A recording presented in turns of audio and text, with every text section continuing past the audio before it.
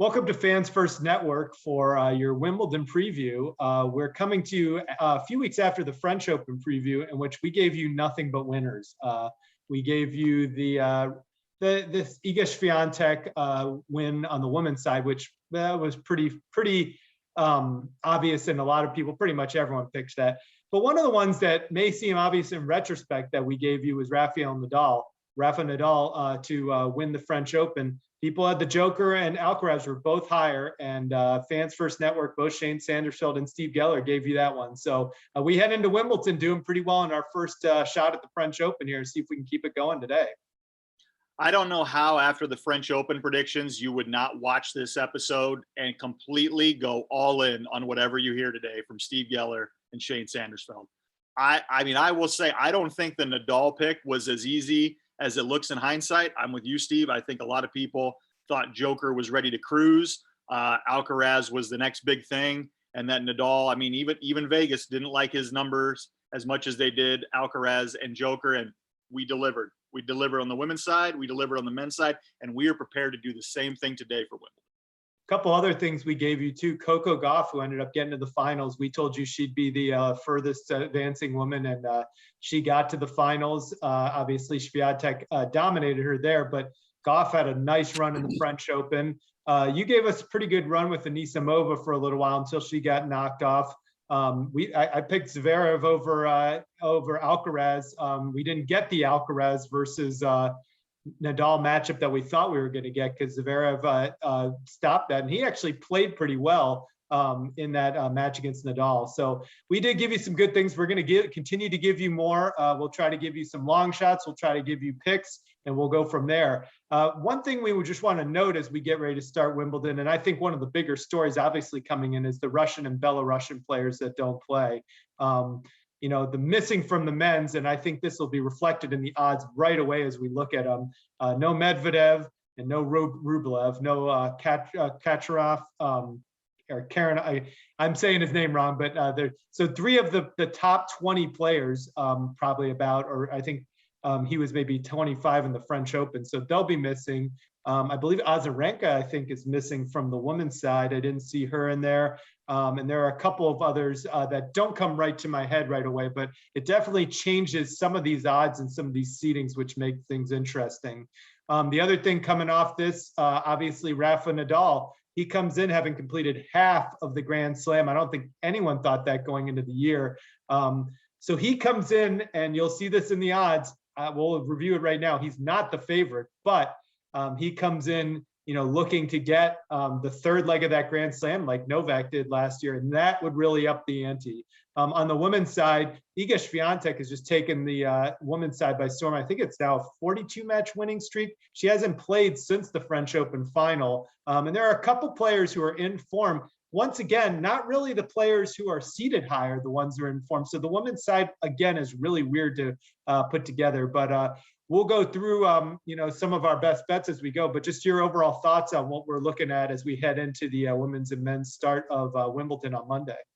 I think what is the most disappointing, and you touched on it, the first point you made, was the loss of Rublev, the loss of Medvedev, and even as I was going through the bracket, filling mine out, I totally forgot about Kachanov, who has played very well at Wimbledon. I was prepared to look at his draw, see what the matchups were. He's a guy that I probably would have taken, you know, at least to the quarters, a really good player, a really good grass player. To the lack of having those three guys, it's just, you look at this men's draw, and I mean, it's lacking something. There's no doubt about it. And I think that losing that sort of quality with three players such as Rublev, Medvedev, and Kachanov is, you know, it's disappointing, because this is Wimbledon and you want to see the best of the best, but you know, it gives an opportunity for some other players to make their move. I mean, we've been talking about this for a while. You know, there's always going to be Joker, there's going to be Nadal, but this is another opportunity, much like the French, for some players to really make a stand and make a move. And one thing I'm going to be looking at is, you know, one player who's coming in with a really high seed, who hasn't been playing very well lately, is Tsitsipas. I want to see if he turns it around now that we have a major, because there are a lot. I mean, he's got some interesting matchups coming his way early, that if he's not on his game, and he hasn't been on his game recently, it's going to be a quick exit for a guy who I think at this point we thought was going to accumulate more majors. Yeah, we thought he would make that run in the French Open. He was one of our best bets. So we talked about all of our great picks. That one for us, he went out a little bit earlier than we thought. And you're right, he just hasn't quite, he's played okay, but he just seems like he hasn't quite raised his level yet in some of those big matches. So I think that's been tough to watch. And there are a few others that I think are interesting, guys who are coming in form, and other players who I thought would be pretty good, who aren't coming in form. The grass season is so short. When we were preparing for the French Open, I had a lot of data to look at for like how guys are playing in the clay season. You have Rome, you have Monaco, you have Madrid, you have a lot of different tournaments to go off of. Here, you just get a couple quick ones. The last couple of weeks, you see how guys are playing. And honestly, a lot of the top guys just say, I'm not even warming up. I'm tired. I just played the French and I got to keep myself fresh. So there's really not that many data points for some of the top players as we get going. No, and I think you talked about it offline with me before we set this up, in that there are a lot of players with some high seeds that have some terrible grass records. You cannot look at Wimbledon and just say, I'm going to go down the line with the seeds, because some of these players, and we're going to mention them as we go, are seeded pretty high that do not have great records on grass and probably will not last very long. We're talking second, third round tops. Well, we'll start with the women's for some of our best bets, but this leads me right into what you're saying. The women, they're just a couple players who are ranked really high, who just, their form is not very good right now. Obviously, in the rankings, and I always struggle to kind of get exactly what's going on with rankings when it comes to the ATP and the WTA, but you've got some players who are living off some really good results at the end of last year and middle of the year, who are seated really high in this thing, who just are not playing well right now. I'm going to go just read off the top few as we give some of our, best bet top ones, and where we have to obviously start off is Iga Swiatek. Not quite as much of an overwhelming favorite she was at the French, but still pretty far up there. She's at plus 160 to win it, and it doesn't. Jabeur is your next one down at plus 850. Then you get Coco Gauff sitting there at 1300, at 13 to 1. Ostapenko at 17 to 1, Kvitova at 14 to 1, and Halep at 15 to 1. Do you like any of those, or are there some other ones for top picks for people who you might have favored? Who are some of your best bets as you go into this? I think I would start, and I would say, once again, if you really like the favorite, I'm not seeing a whole lot of difference between the French and Wimbledon. I think, you can ride Swiatek as far as you want to go. I actually thought that her number might be a little closer to plus 120, plus 110, even. To get her at plus 160, I actually find some value there. If you wanted to go big and you weren't going to spread it around and just wanted to go for one horse, the way she's playing right now, I find it hard to believe that you're not going to be sitting there with your money still in play come semifinals. Looking at some players, though, if you wanted to spread it around, or, as with these majors, it's hard to repeat. And it's hard to go back to back as she's trying to do with the French. I'm going to continue to go back to Anisimova.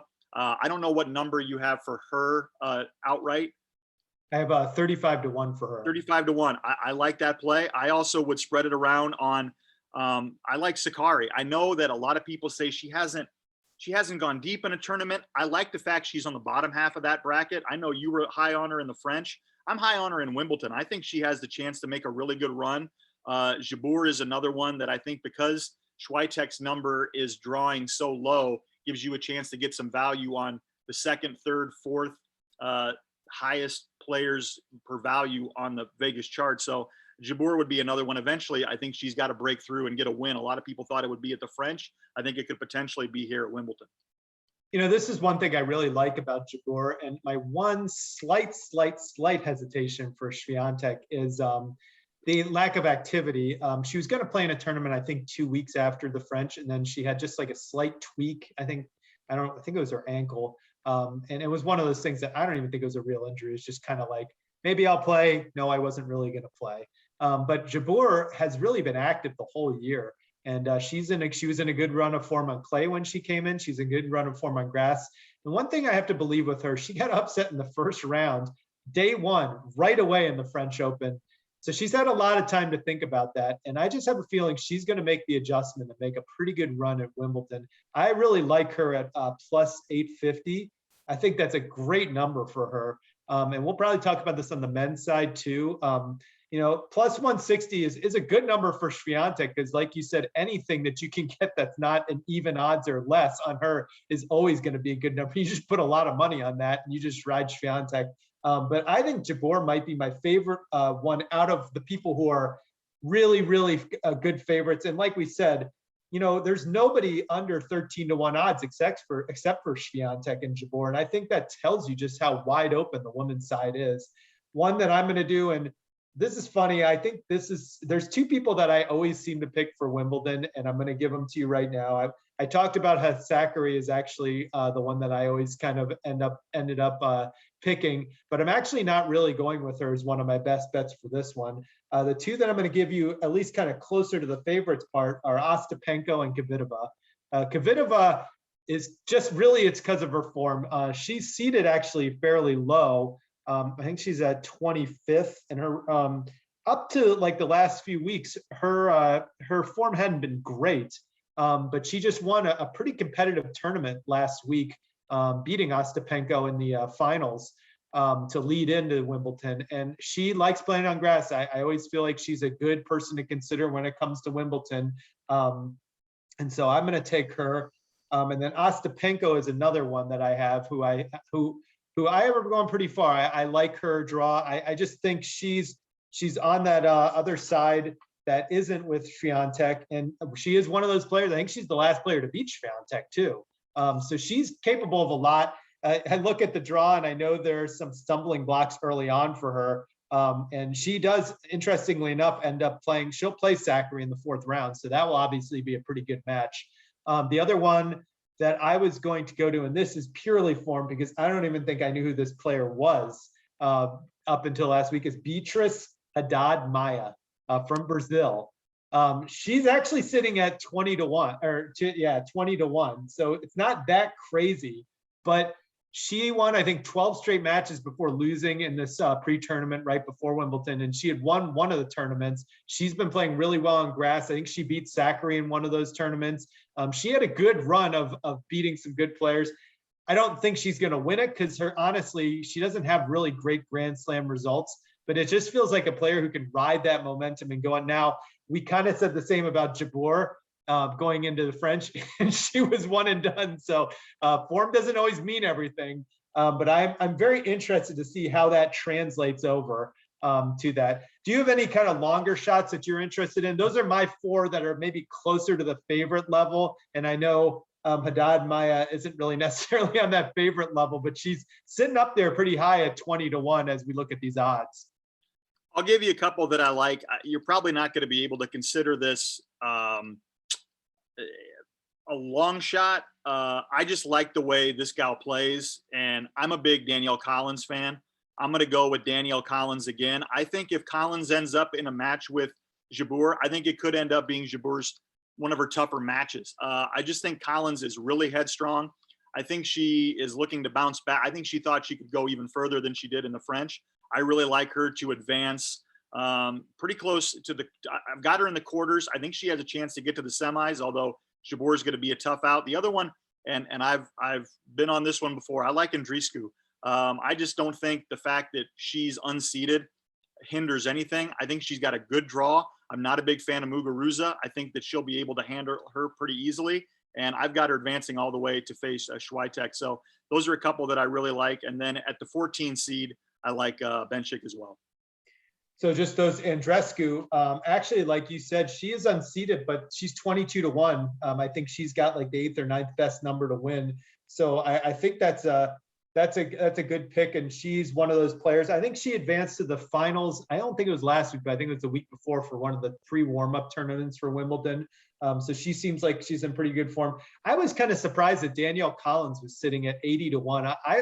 She's seated, 7th in this thing. And this is where some of the numbers are weird to me. I just doesn't seem like she should be that far out in terms of somebody, where you have them favored. So what surprised me about her number is that it would be that high on the other side of the bracket as Swiatek, which is also why I'm interested in Andreescu, because she's in the 20s, but she could face Swiatek in the quarters.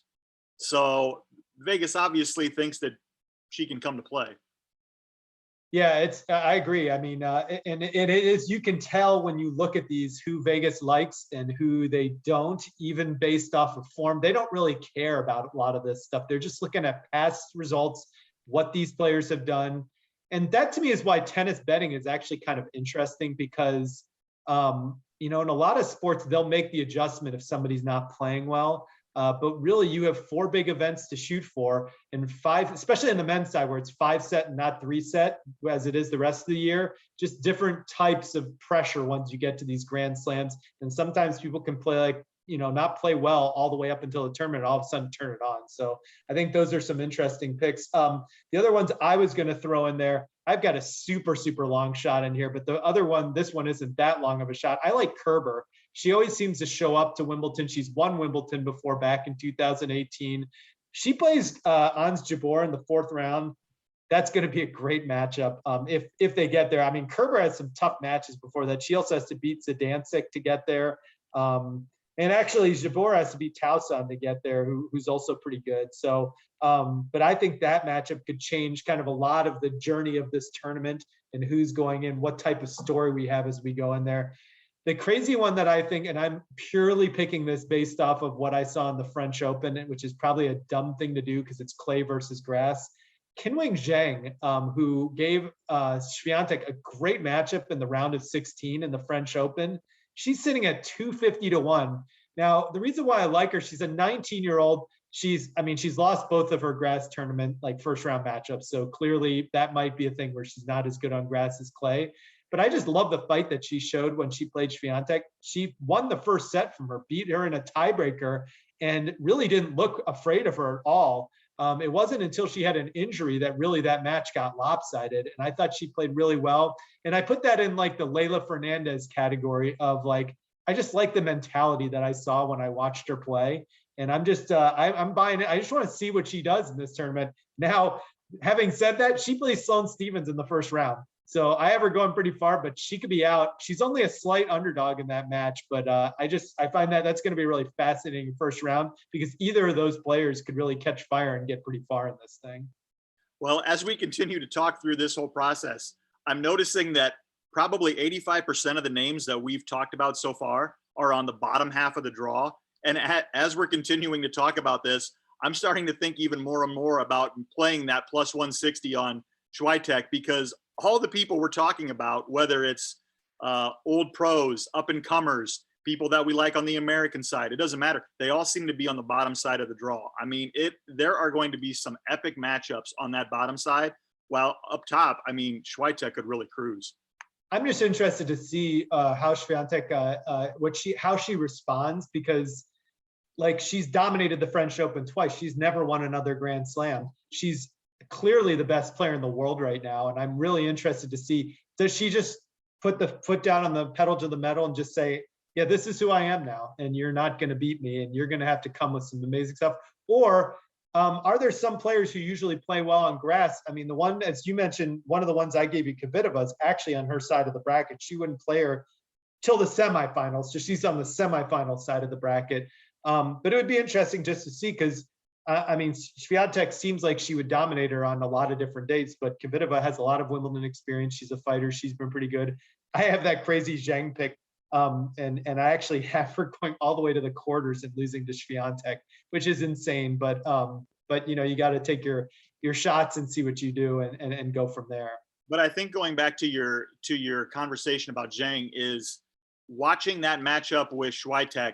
As soon as she lost that set, you could see that she came out with a different fire and said, I'm shutting this down right now. We're not going to let this get into some sort of showdown. I'm going to end it right now. And I like the way she responded there, to your point of how motivated will she be. Now, what concerns me is the point you brought up about the short grass season. It's a different surface, and having to deal with being the overwhelming favorite. This is going to be a true identifier of, is she ready to take that next step and be the dominant player moving forward? Or is this one that she gives away because she doesn't have her head in the right place and, falls short? I only watched a few of her matches at the French Open, and one of them was the one against Coco Gauff, but it felt like Swiatek, it felt like almost the first or second opportunity she got in every match, she broke her opponent and like right away was out in front. So, I mean, I think that's, to me, what will be interesting is outside of clay, now on grass, can some of the other opponents actually be the aggressors, or is she going to have them on the back of their heels like right away? Because nobody ever seems to be in the attacking position against Swiatek. She just comes out and she has everyone on her heels right away. And I always find that interesting because even against Goff, I'm like, okay, Goff's ready for this. She looks pretty good. Right away, break, and then that's it. It's done. Lights out. So let's go to the U.S. women's side. We've got 17 U.S. women, and actually, I will talk about one of them first. I'm just interested to get your take on Serena Williams. Serena Williams, as we start off, she starts off this tournament. Obviously, she's a wild card unseeded, and she starts off against Harmony Tan. I'm just interested to get a take. Do you think she wins this match? How far do you think she can actually get in this draw? I was waiting to see what her draw was going to look like because obviously you couldn't make a prediction on how far she was going to go being unseeded until you saw how the draw was laid out. I mean, I think she wins. I know she hasn't looked impressive, and I know she's been off for a long time. I actually have her getting to the third round. I think she wins 2 matches. I'm just not ready to bet against Serena. And it's not like we're taking her a long way to go. I mean, I think she gets to the third round and that's it. But I think she has enough pride, and I think she still has enough form to get through her opening matchup, which I think shouldn't be too much of a problem. And then I think her second round matchup could be a little more difficult, but I think she'll get that one too. I've got her winning 2 and then losing in the third. It seems like her second round matchup would either be against Sorribes Tormo or against Christina McHale from the US. I agree. I think she gets to the third round as well. In the third round, she would meet Pliskova. I don't think she's playing at a level where she can beat a top 10 player. And that's where I think that's probably it. Although I would say this about Serena, in some ways it feels like she's either going to lose to Harmony Tan or go on a run. Like it just feels like once she gets going and feels good, I would be, if she is playing Pliskova, I think Pliskova is going to want to come out and be the aggressor right away. And if I'm her, I'm Pliskova, and I'm looking really carefully at how she played in the previous match, because part of me is going, oh man, I hope she doesn't have anything left, and I hope she doesn't catch fire, because if she does, I mean, she still has in her probably the talent to win this thing. It's just, she just has not been playing in forever, and her form hasn't looked great in just a couple doubles matches she played as she prepared for this. No, you're right. You're right. But that's a great point. I mean, she could catch fire. She's going to have the crowd behind her. The further that she gets, the more dangerous she becomes. I mean, that's my secondary question for you. Who do you think out of the women's side gets the furthest from the U.S. players? We've got 17 women's players, with Williams getting that. Actually, now it's 16, because I just saw yesterday, I think Madison Keys just had an injury where she had to withdraw. So it's 16, was 17. Who do you think gets the furthest out of the women on the U.S. side, U.S. women? I'm going Danielle Collins again. I have Collins over Allison Risk. I think in the fourth round where they would meet, and I didn't have a lot of the American women going very far, but I did have Danielle Collins getting to the quarterfinals, and I had Anisimova getting to the quarters as well. But I think the one that has the potential to get the furthest, if I had to go one way or the other, is still Danielle Collins. Yeah, I think I have that too. I have her actually getting to the quarterfinals as well. I'm looking at mine, and I see a couple women on the round of 16. Shelby Rogers, I have getting there. Coco Gauff, I have getting there. And outside of that, those are the 3 women that I have getting to the round of 16. As you mentioned, there's 17 or 16 women. Looks like a decent amount of them, or a couple will. I have some making it to the second round, third round, but not much further from there. And as you mentioned, it could get tough. One of the ones we really liked in the French was Jessica Pegula. And I think, with the health of her family member, with her mom, and I think just a lot of stuff going, the switch of surface. I always love Pegula on all surfaces, and I just really like the way she plays, but it just seems like a lot to overcome. And she goes up against Shelby Rogers, and that was a coin toss one for me when I looked at it. So yeah, that's what we look at there. So that's the women's side, at least on the US end of things. Just going through it really quick. Your best US odds come at Coco Gauff. She's 13-1. Serena's actually next best at 18-1. Anisimova 35-1. Collins 80-1, which is strange to me. Sloane Stephens 150-1. Risk 150-1, and Shelby Rogers 250-1, which is some of these odds just seem way out there. But anyways, that's where we go. So we transition from the US just overall. Let me get a feel from you. Let's get your quarters, and we'll just go down kind of what you have, and then I can run down my quarters, and we'll see where we get to here in terms of our picks. Yep, in my quarters I have Swiatek, obviously cruising in, and she would face Andreescu, who is one of my upset targets. I think she'll have a good tournament and get into a matchup with the #1 seed. Moving down, I've got the #4 Badosa going up against #20 American Anisimova. On the bottom half of the bracket, I'm going to go with another American, Danielle Collins, the 7 seed, against Jabeur, the 3. And then rounding out the quarters, Sakkari, who I really like, the 5 seed, would face the 14 Bencic to advance to the semis. I kind of like your picks better than mine. I mentioned to you before I got on here that my picks went a little crazy on me, and I was looking, and I really love them, but here's mine. I've got Swiatek as well. I mentioned Qinwen Zheng. I've got her in the quarterfinals against Swiatek, which seems just crazy, but I just really like the way that she played. I have her beating Shelby Rogers. I have her beating Andreescu, and I have her beating Sloane Stephens. That's going to be a lot to ask. Andreescu, obviously, she's got a tough one right away in the second round facing Rybakina too, which will also be interesting.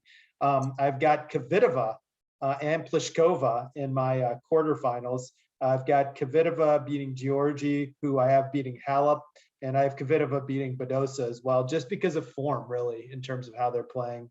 Coco Gauff, I have losing to Pliskova in the round of 16. That's going to be quite a run for Pliskova if she can beat Serena and Coco Gauff and get to the point where she's facing Kvitova in the quarterfinals. And my other ones, I have Danielle Collins. This is the one where I was a little surprised too. As much as I said all those great things about Jabeur, I've got Angelique Kerber in the quarterfinals. So I'm really riding her to go pretty far. Then I've got Ostapenko taking out my gal Sakkari. This is where you can just book it. Sakkari's making a run to the finals, because I'm picking against her for the first time in a lot of tournaments, and I'm sure that's going to backfire on me.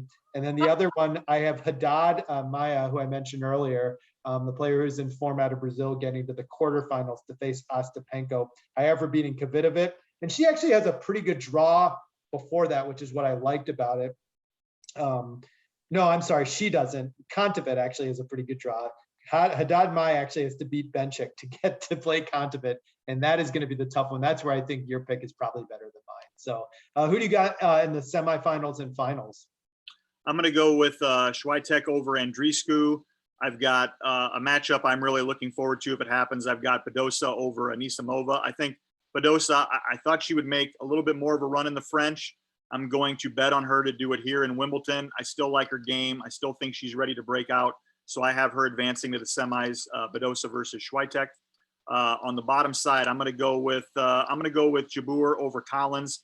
I just think, to your point earlier on, after the early exit at the French, I think she comes out guns blazing. I think she's going to play some of her best tennis to get to the semis. Where she's going to face, I'm gonna pick up where you dropped her off. I'm taking Sakkari over Bencic to get to the semis to face Jabeur. All right. I've got Swiatek winning against Zheng. That's where her run comes to an end, and that's going to be a crazy pick that probably won't work. But I've got Pliskova beating Kvitova. So Pliskova sitting at the 6th seed. I just think she's going to play well. She lost to Swiatek 6-0, 6-0 last year in a final, so I don't love her chance. I'm going to pick Swiatek to get to the final. And then I got Kerber beating Collins. I got Kerber making a run. I think I might be overestimating her, but I just like the way she plays on grass. And then Ostapenko I've got beating Haddad Maia. So I've got Ostapenko versus Swiatek in the finals. What do you have the rest of the way? I've got Swiatek over Badosa, and I've got Sakari over Jabeur, and then I've got Swiatek winning her second major within the year. I'm going to go a little bit different, and this is going to be weird. I think whoever is on the opposite you're side about to get crazy right now, aren't you? I'm about to get crazy right now. I'm probably not a smart idea, but I'm going to take. I think this is either going to be Jabeur, even though I picked Kerber over her, or the person that I picked. I've got Ostapenko beating Swiatek in the finals. She's the last person to beat her, so I guess that's what I'll go with for now. What would be your value on Ostapenko as the outright winner? What are her numbers? Ostapenko's the outright winner, 17-1. She is the sixth. She's sixth in odds. She's behind Swiatek, behind Jabeur, behind Goff, behind Kvitova, behind Halep, who we haven't even mentioned. Yep. Halep seems like she's been banged up a little bit. I've watched her a couple times. She's not quite there. I want her to do well. I hope she does. As you know, Halep is one of my favorites, but I have her getting picked off, I think, in either the second or third round. But yeah, Ostapenko is my pick to win it. And I'm going to give you this is kind of cheating, but if I don't get these right, I think Ostapenko and Jabeur are I think one of those two wins this. So they're my picks on the women's side. I like it. You're giving some of the upset flavor, and I'm right there for the people that want to pound the favorite. So I'll probably take your role as we get closer to the men's side. So there's going to be a little bit of that. As we go to the men's side, I just wanted to talk about kind of, who we think are best bets on the men's side. Just to set the table real quick, I'll give you maybe the top 7 or 8 guys, because this is a really weird set of odds for me. Joker at -20. And let me just back up, because Swiatek +160 to me, that says that Vegas is saying that the field can beat Swiatek. If you're betting Swiatek versus the field, Vegas is saying you should probably take the field. We would favor the field over Swiatek. At -120 with Joker, they are saying Joker beats the field. That's the way I look at it. But anyways, I got Joker at -20. Berrettini's actually second. He's +550. Nadal sitting there at 800. Alcaraz at +1400. Hurkacz at +1500. Ajir Al-Hassim at 1800, and Tsitsipas at 2000. And here's the other two that kind of interest me. Kyrgios sitting at 30-1, and then Marin Cilic sitting at Marin Cilic sitting at 35-1. So that kind of gets us started. I guess I'll start. This is one of those things. I kind of view this like Nadal at the French, and I kind of view it like Swiatek at the French. I think if you bet on Joker here, you're in pretty good hands. The Joker, he's been really dominant at Wimbledon. I think he's won the last 4 Wimbledons. This was the one tournament last year where I felt like he wasn't all that threatened. I know in the US Open, it was matchup after matchup, he was struggling until Medvedev finally knocked him off. And in the Australian, it was the same way. He wasn't feeling well last year, but he somehow pulled it out at the end. He got better as the tournament went along. French Open last year had that epic with Nadal. I'm probably misremembering maybe of him, but I feel like Wimbledon, he pretty much cruised through that pretty well. So I obviously like him as that. The other thing I'll say too, if you can get Rafael Nadal at 8-1, you got to jump on that with the way he's playing. I mean, I like that more than Djokovic actually, because Nadal at 8-1, something in him this year. This feels like it might be like his last year, and this feels like he's just riding out and going guns blazing. And I would not be surprised if he won Wimbledon, and that would set up an unbelievable story, especially if Joker is still not allowed to play in the US Open and Nadal is 3 for 3. I wonder if Joker just goes and gets the vaccine just so he can play Nadal and try to prevent him from getting the 4-4. Not to get too political with that. It just feels like one of those things where he's just sitting there like, I can't let this happen. But anyways, other ones that I liked as I went along in here, I did not like a lot of the other guys who were closer to favorite, although Hubert Hurkacz has been really playing well in the grass season. He's at 15-1. I like him and the way he's played. I didn't pick him as one of my best bets, but I do like him. I think out of all the guys who are in that range of closer guys, I like him. you're going to laugh at this one. I'll give you one more because I don't want to get too far down to my deep guys. Denis Shapovalov. He got knocked off. I view him kind of like Jabeur. Like he went into the French thinking, here we go, things are going to go well. Nope, you're done on the first day. And now I think that gets a guy of that talent to refocus a little bit and say, all right, what did I do wrong? Now I need to do well. Grass is a good surface for him. I think he made it, I want to say, to the round of 8 last year. I could be wrong. I'll have to double check that. But I believe he played Djokovic last year before Djokovic knocked him off. So I like him at I think you can get him all the way at 100-1. So I like his odds in terms of what he can do in there. So those are some ones to start off. What best bets do you have on the men's side? I'm going to start off with, and I probably shouldn't do this, but I'm going to follow up where you just left off. I'm going to make a guarantee that Shapo gets past RBA, and I think Kyrgios gets past Tsitsipas. And I think Shapo versus Kyrgios is going to be one of the matches of the men's draw. And to be honest, I had that as a coin flip. I think it'll be an amazing match, but I think whoever wins out of Shapo and Kyrgios has a really legitimate chance to beat Berrettini. And Berrettini is going to be a really tough player to beat. But I think that the way Shapo played at the French was underwhelming. It's a little bit of the Jabeur thing. I think he's going to come out ready to roll. And, Kyrgios is always such a dangerous play because you don't know what you're going to get. But watching some of his press conferences leading into Wimbledon, I mean, he's taken some shots at some players that have some high seeds that he has said are not great grass players. I think he's here to back it up, and I think he has a decent draw. Normally, you wouldn't say that when you have to face Tsitsipas. I think Tsitsipas is a mess right now, and I think the way Kyrgios is playing, that I think he can back up what he did to him, earlier on, and I think that's going to be a really good matchup. I like Shapo and Kyrgios to get a matchup to see who goes to the quarters. I'm big on Auger Aliassime. I love what Coach Tony at Nadal's camp has done with him.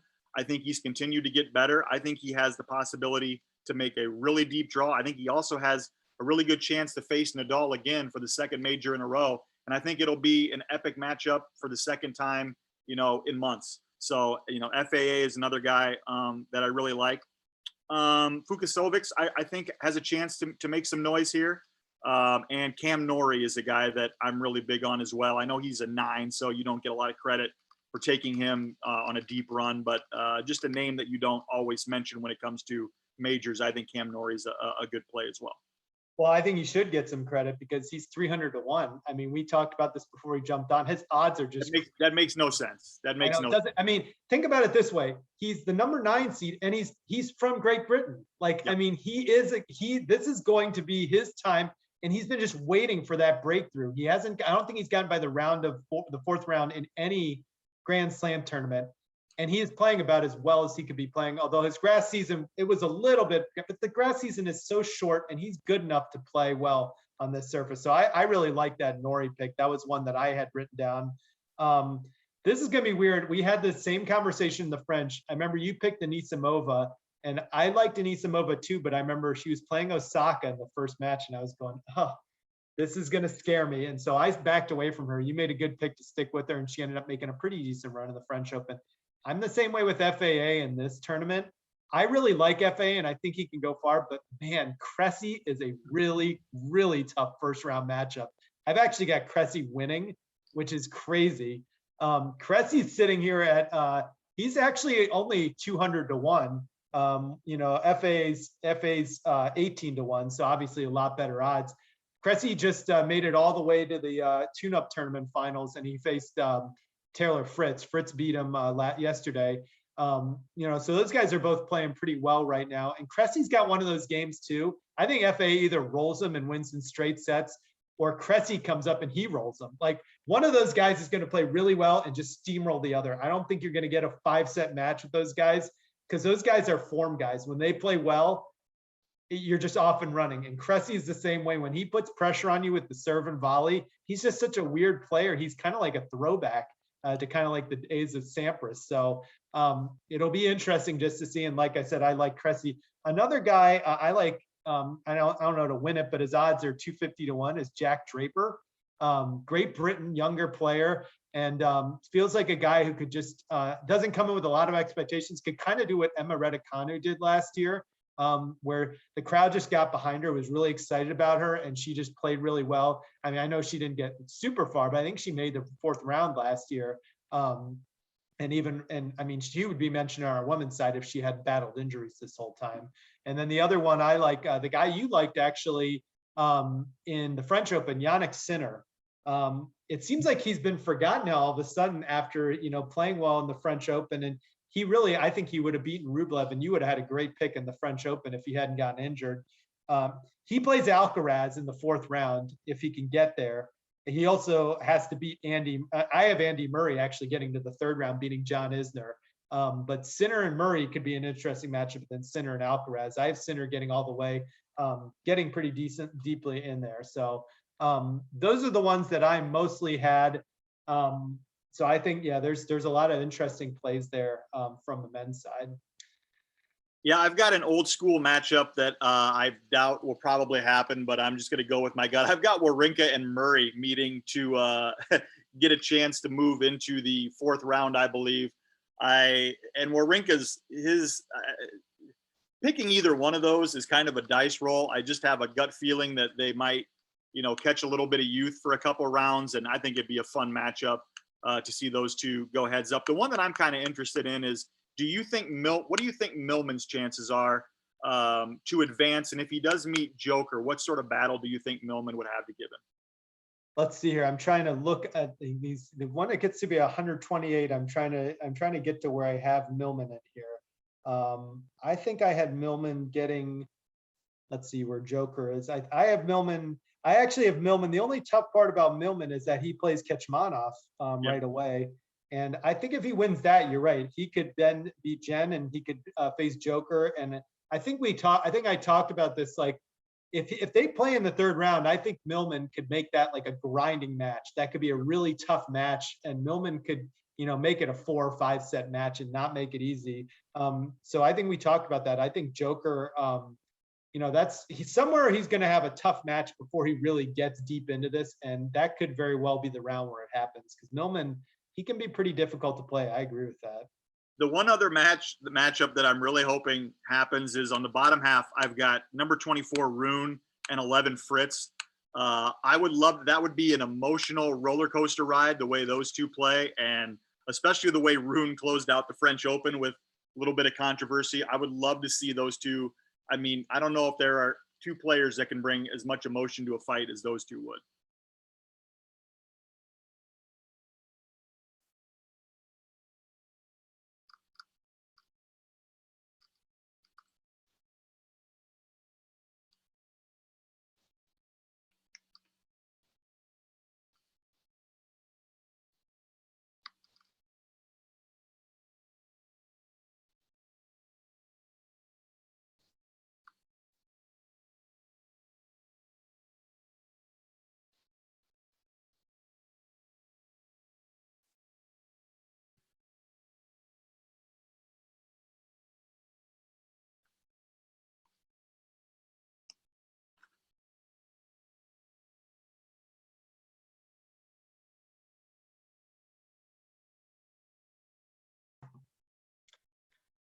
So we had a little bit of a technology snafu there, right in the middle of talking about Taylor Fritz. What was the matchup you mentioned? Taylor Fritz versus Holger Rune. I think that would be a 3rd round matchup.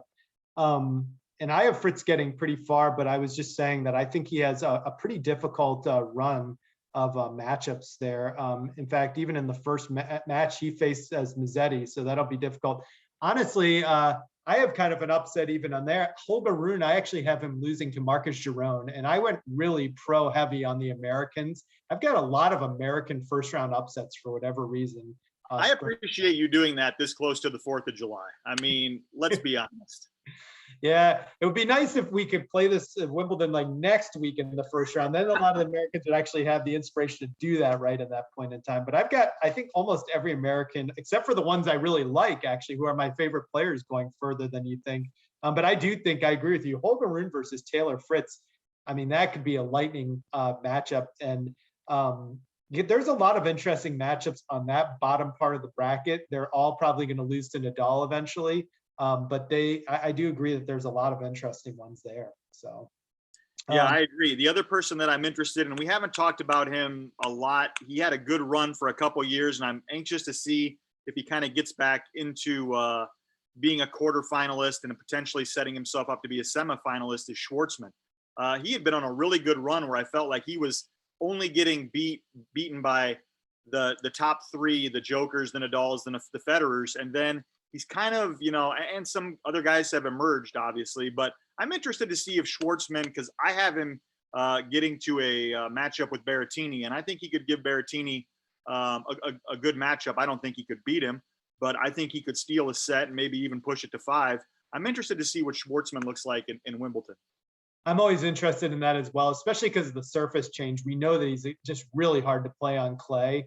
Sometimes he can be more difficult for Schwartzman on grass, but like you said, he seems to play everybody pretty well until he has to play those top guys with just the crazy firepower. And Berrettini actually would be one of those guys who just has an immense amount of firepower to throw at you.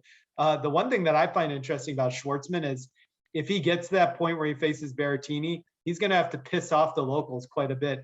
I've got Liam Brody is on his opposite in the second round. So Liam Brody's kind of a local favorite who he would play in the second round if Brody wins his first round matchup.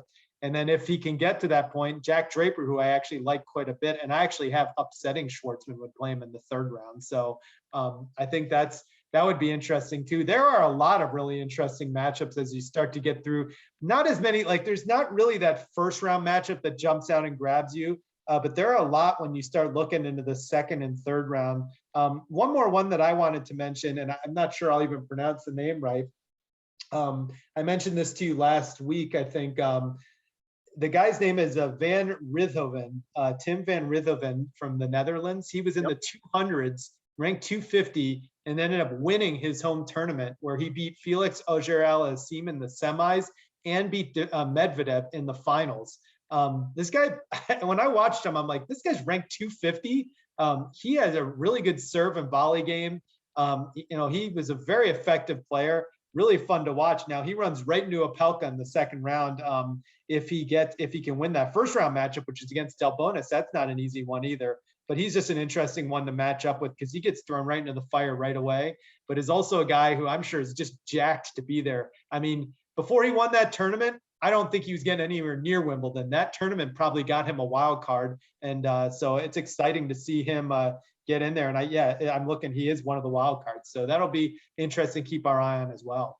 I love the fact that he wins that tournament and goes through Murderer's Row and they reward him with Delbonis, potentially Opelka, and hey, oh, by the way, here's Joker. Yeah. Oh yeah. It's not going to be an easy run for him at all. The other one that I've heard people mentioned is if you want to turn back the clock, Andy Murray too. He could face Joker. This is a lot to ask out of him. But he could face Joker in the quarterfinals if he gets there. And if you go back a few weeks ago, you talked about how well Kyrgios is playing. Murray actually beat Kyrgios head up, got to the finals of a tournament. And I'm forgetting, I think he lost to Berrettini in the finals of that tournament. And he was playing really well. Actually, this is the best he's probably played since his hip had him issues. The only issue is he had an abdominal strain right after that. He wasn't even sure he was going to play and just found out he's clear and good to go. So if he's back to what he was doing a couple weeks ago, he could be an interesting play. I just worry that he may re-aggravate it because he just has a lot of physical issues with just all the wear and tear he's put on his body. Well, near that side of the draw too, I also want to touch on, I made this pick, but it would not surprise me at all if this player did not make it to the corners. I am not very confident in Alcaraz. I have him getting to the corners to face Joker, but it won't surprise me at all if he gets knocked off before that. There was a lot of talk about him in the French. I don't hear as much discussion about him coming into Wimbledon. And if we do end up with that matchup that many thought we would see at the French, I don't think Joker's going to have much of a problem with Alcaraz at Wimbledon at all. This feels like British bias a little bit, but I was listening to kind of a podcast about previewing Wimbledon, and there's an exhibition tournament that a lot of the guys plan that isn't part of the tour to get them warmed up for Wimbledon. And I heard Alcaraz played in it, and they were saying he was uncomfortable on grass, whatever that means. They just said it didn't. He just didn't look quite as comfortable as he did on clay. He wasn't rolling quite as much. He's so super talented. I'm not sure I buy that, but I do agree that like we're throwing a lot at that kid. He's 19 years old, and I'm not just going to pencil him into the quarters in every single tournament we have. I have to see how he plays on the different surfaces, even though he's looked amazing. Agreed. So let's go to the U.S. men real quick. I count 12 U.S. men in this. Your favorites, your best odds in the U.S. men, much to my actual happiness, Fritz is your best one at he is 130-1, I believe. Then you've got TFO at 150, Cressy at 200-1, Isner 250, Kudla at 300, Query at 300, McDonald and Opelka at 300, and Nakashima at 350, and Paul at 400-1. Who do you think gets the furthest out of the men out of the U.S. men on men's side? I hate to say I must not be as patriotic as you, because I don't have any of the American men making the quarterfinals. I've got Opelka losing to Joker, and I've got Fritz losing to FAA. So not as high on the American men. I just don't see a real deep run emerging, but hoping that maybe you can help me out here and give the American men a deeper push than I did. I had my red, white, and blue goggles on as I filled out this bracket. I mean, I still only have two U.S. men getting to the round of 16, but that probably is more than most people have. I've got Taylor Fritz actually getting to the quarters to play Nadal. I think where this all happens is if you look at what we talked about, if you look at my Cressy upset of Felix Auger-Aliassime, that opens up that side of the bracket for Fritz. I also have Giron beating Holger Rune. I have Fritz beating Daniel Evans to get to the quarterfinals. That could be an interesting matchup. But yeah, I mean, FAA, that's probably a crazy pick to have Cressy over him. But if FAA loses, this opens up for Fritz, and then it's really his shot to grab it and go from there. The other one that I actually have who's been playing really well in grass in the round of 16 is Tommy Paul.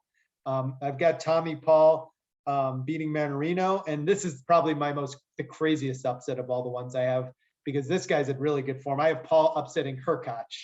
Oh, wow. I don't know if that's going to happen, but I've got Paul getting all the way to Norrie. Paul beating Hurkacz is how I have Norrie getting to the getting as far as I have with them. So those are my furthest ones. I'd like to say TFO. He's actually got a really good draw. He just hasn't been playing all that well and very consistently, but he's got a good matchup and doesn't have to really. I have him eventually losing in the third round to Carina Busta, which is the toughest one. That's where it gets tough. But his first two rounds, he should be able to win. So that's where I have the U.S. men. TFO is another one of those guys, though, to your point of if he gets if the path kind of opens up a little bit for TFO, this is a spot where I think he can really make some noise. I mean, I didn't have him going as far as I would have liked, because obviously he's one of my favorite players as well as yours. But he's a guy that if he gets a few breaks and a couple guys that look like bad matchups don't end up actually getting in his way, I think he could make some real noise. There's no doubt about it. I agree. I mean, the funny part is when you look at the odds, he's, I think, like the 18th or 19th most favored player in here. I mean, it's pretty long odds at plus 150-1, but you look down and he's got better odds than guys that you might think, like he's got better odds than Isner. He's got better odds than, Griekspoor, who's a pretty good player. He's got better odds than Holger Rune. I mean, so, that's interesting to me. The one other one that I will say that I find interesting, Nadal. This is my prediction right now. Sam Querrey always seems to have one of these matches in Wimbledon where he plays really well against a good player. He's not going to beat Nadal, but I think that second round matchup could be really interesting. If Querrey can get by the first round facing Berankis from Lithuania, I think he gives Nadal, at least takes him 4 sets and could actually give him a decent matchup. So that's kind of my other U.S. Thought. But I have, like I said, I have red, white, and blue colored glasses on when I'm looking at some of these. I'm surprised you don't have fireworks going off behind you. I'm ready to set them off if any of these picks come right. So let's go to the other part of it. I guess we could start.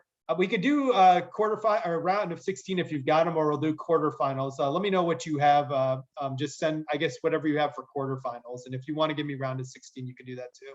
Yeah, I've got for my quarters, I have Joker beating Opelka. I've got Alcaraz over Wawrinka. Again, I'm not high on Alcaraz here, but I think he's got a good path with how I laid everything out to get to the quarters to face Joker. Fucsovics over Humbert. I've got Norrie over Hurkacz. Berrettini over Schwartzman. The match that I'm really looking forward to, I'm going to go with Kyrgios over Shapo.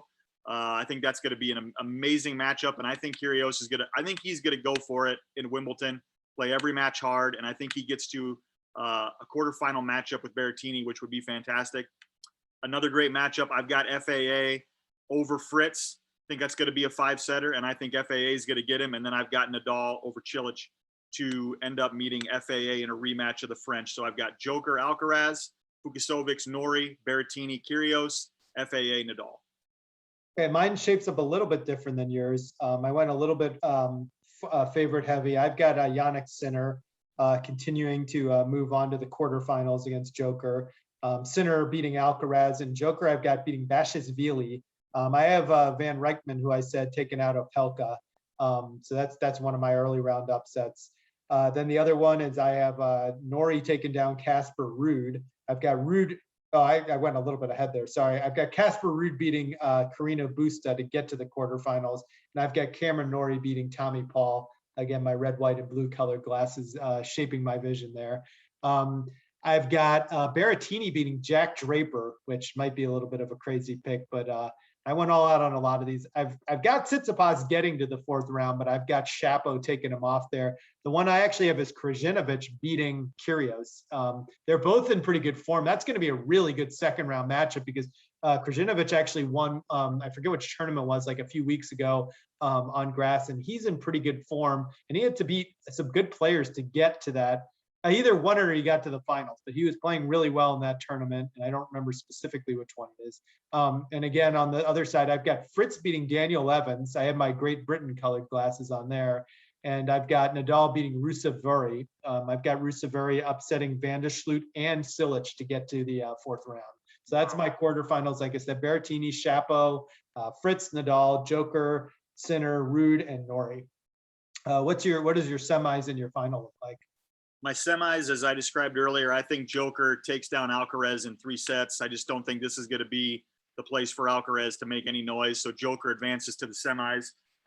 We both seem to be high on Cam Norrie. I'm going to take Norrie to beat Fucsovic to get to a semifinal matchup versus Joker. Berrettini Kyrgios, a matchup I'd really like to see happen. I think that would be a 5-setter as well, but I think Berrettini is really kind of dialed in here. I think Berrettini would advance over Kyrgios. I never can take Kyrgios to get to a semi. He's got to show me before I believe it. And then in the last big matchup, there's 2 ways to approach Nadal here, I think. I think one is people are looking at Nadal saying he's going for it. You know, he's won the Australian, he's won the French. He obviously knows that this is probably the last window he would ever have to do something like this. So he's going to go for it. And I think a lot of people are buying that he gets a free ride into the semis and maybe even into the finals. I've been on FAA since day one. I think FAA takes out Nadal in 4 sets.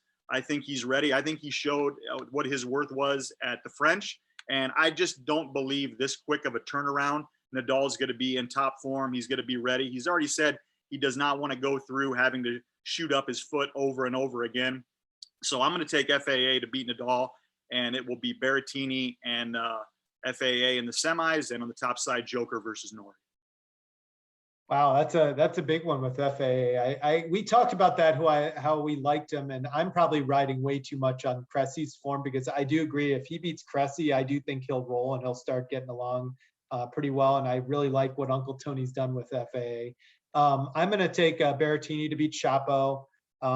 That's going to be an interesting one because that also feels like the same way I said with FAA and Cressy. Like, I think one of those guys could actually buzzsaw in that matchup. You could see Shapo just coming out and being like, holy crap, and like winning that in 3, or Berrettini expectedly could just, serve down his throat and win in 3.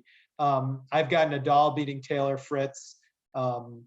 Fritz beat him in the Miami Open, or was it the next one? He beat him earlier this year in a championship matchup. First loss, right? First loss of the year. Yep. Yeah, but and that's tough for me to believe that that's going to happen. But I think that could be a good match. I've got Joker beating Sinner, And then I've got Cameron Norrie beating Casper Ruud as well. So we both have Cameron Norrie, I think, getting to the semifinals and getting the British fans a little bit excited about that semifinal round and going from there.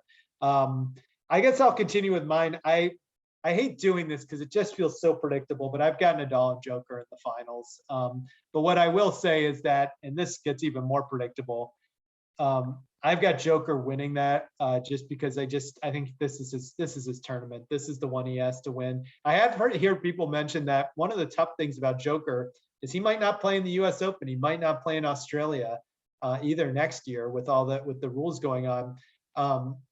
The tough part for him is that is going to put so much pressure on this tournament. Yeah. And Medvedev and Zverev, and that's actually one of the reasons why I picked Joker to win this.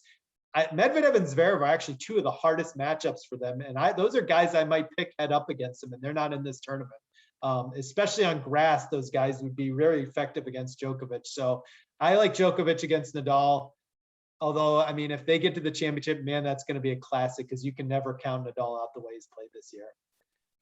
Well, to your point, we talked about it at the French that if that tournament was becoming a legacy tournament to see who gets the upper hand, every time I feel as though somebody is starting to make that move, somebody else makes another move to make sure that they don't get too far away.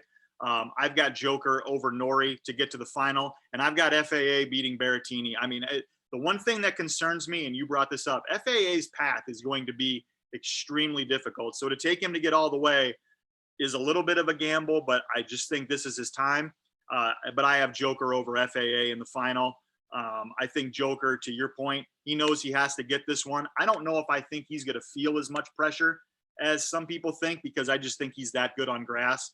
I don't see Nadal being able to get to the final. If he does, to your point, it will be amazing and it will set up for some great TV.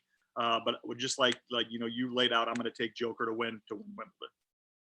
I completely agree with your take on Auger Aliassime, and I always think this is so interesting with tennis is that you have these pivotal matchups, and I mean, if I didn't pick, I was looking at my bracket and I remember thinking, well, if I don't pick Cressy to beat Aliassime, I think I might have him getting pretty far, and I'd probably agree with you, probably up to the point where he faces Berrettini. I might not have him beating Berrettini, but he's going to be really, I mean, he played this well on clay, and clay isn't even really his surface.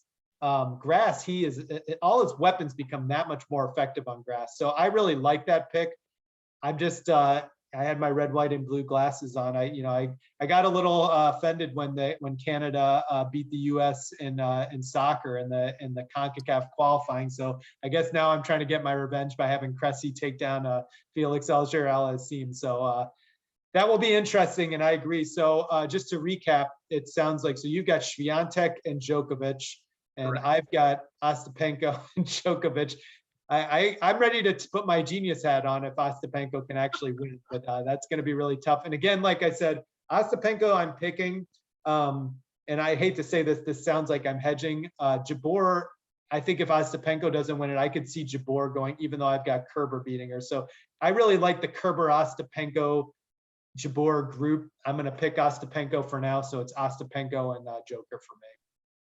Yeah, and just kind of wrapping up, I think on the women's side, the French felt like a foregone conclusion. I think the exciting part about the women's draw for Wimbledon will be it's not going to be as easy for Swiatek to just coast all the way through. The more you win, the tougher it becomes. So I think there's going to be some excitement in seeing how it shakes out and if she can go the distance. And on the men's side, there's a lot. We've got a very interesting bottom half of the draw. I thought your matchups would be very entertaining. I think the ones that I have laid out would be very entertaining. And if there's anyone that can stop Joker, it'll be interesting to see.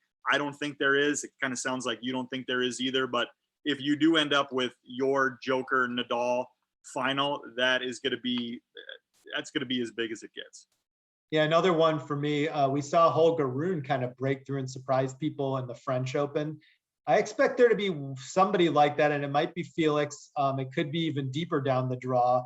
I expect someone to kind of break through and give us that type of performance. There's a lot of candidates. I think that's the fun about this is there is a whole young generation coming. At some point, they will break through the big three. I think we're still maybe like a year or two from that happening.